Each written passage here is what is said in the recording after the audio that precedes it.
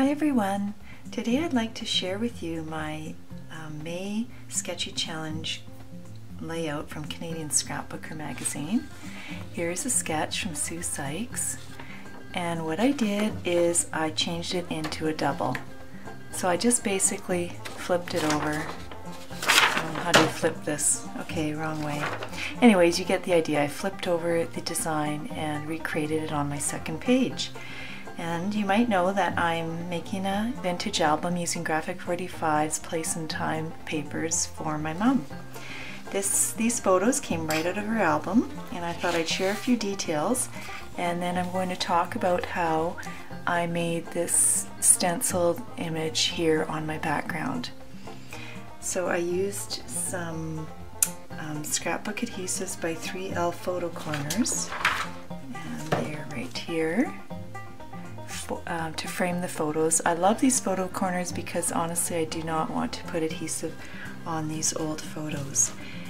And for my paper layers I used my Easy Runner tape runner, and then also I adhered some elements like these little flowers and this big flower with dots, little clear dots. And I thought I'd let you know about this beautiful flower here. Let me try and zoom in, get a better light. Wait a sec. Okay, there we go. So this flower here is a prima flower, however it's just the outside of it, these petals, and I took apart a larger prima flower that came from my Scrap That May kit. In the center I put in, you'll never guess, one of my mom's old vintage clip-on earrings, and I just clipped off the backing and then adhered it with my dots.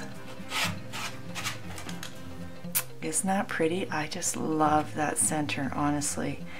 Actually, you know what? After I clipped off this earring, I thought, oh, gee, maybe I should be wearing these clip-on earrings because vintage is in and I love vintage.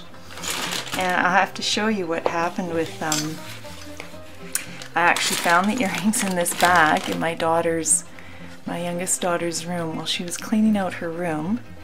And let me zoom out again. And I found all these old earrings from my mom. Look at this one.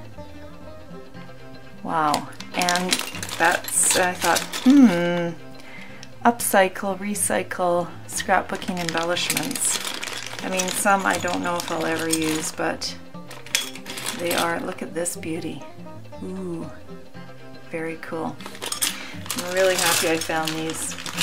Okay, and as for this stencil part that I'm going to show you right away, I just wanted to mention that I used, my stencil has disappeared. Anyway, it's a Prima stencil. Oh, here it is. This Prima stencil designed by Donna Downey, and along with golden molding paste.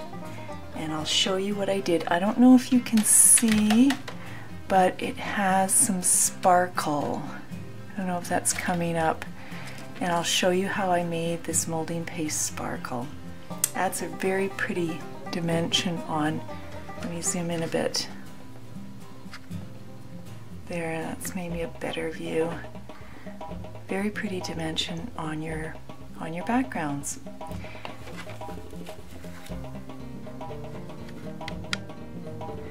Okay, for this technique you'll need some stencils. I'm going to use a magenta stencil. Magenta is a Canadian company and they have beautiful stencils available. And I think I'm going to use this one with the butterflies and flowers. Crafters Workshop is another wonderful stencil company. This one is called Nature Elements, TM28. You can purchase that online. I'll put up the website on the video. I'm also going to use Glamour Glitter, and it's actually, the company is from Alberta, where I live, my province, Craft and Glitz. And I will use lavender and iridescent diamonds to show you the different effects of the glitter. I have my golden gel medium molding paste and a palette knife from Delta Arts, I believe. Okay, so let's see how this goes. I'm just going to put the stencil here. This is for another project later on. Yeah, that I will show you when it's done down the road, but I'm going to just do the background here. So you just want to take an amount on your palette knife. You do want to keep the stencil in place. To keep it in place, I like to use my Scrapbook Adhesives by 3L Easy Dots Repositionable Adhesive. So I'll just place a little bit on the four corners.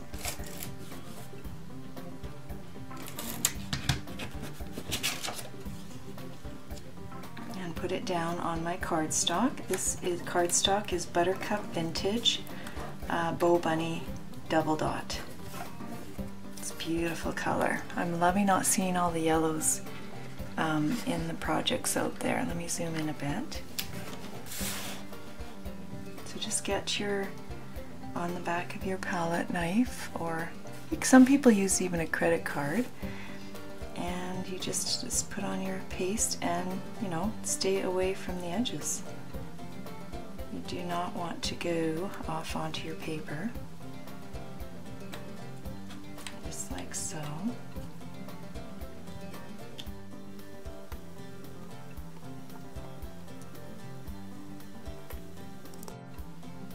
Now here's the fun part, when you pull off your stencil.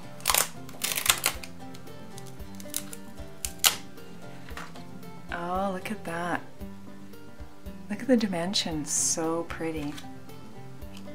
I'll set my wet stencil aside. Then I'm going to take a scrap piece of paper and get out my glitter. Maybe I'll use the purple so we can see how that looks on the butterflies. And I just pour it on quite liberally. I'm going to do the rest of the images. I'm going to use the iridescent glitter so you won't see it as well. And you just dump it off.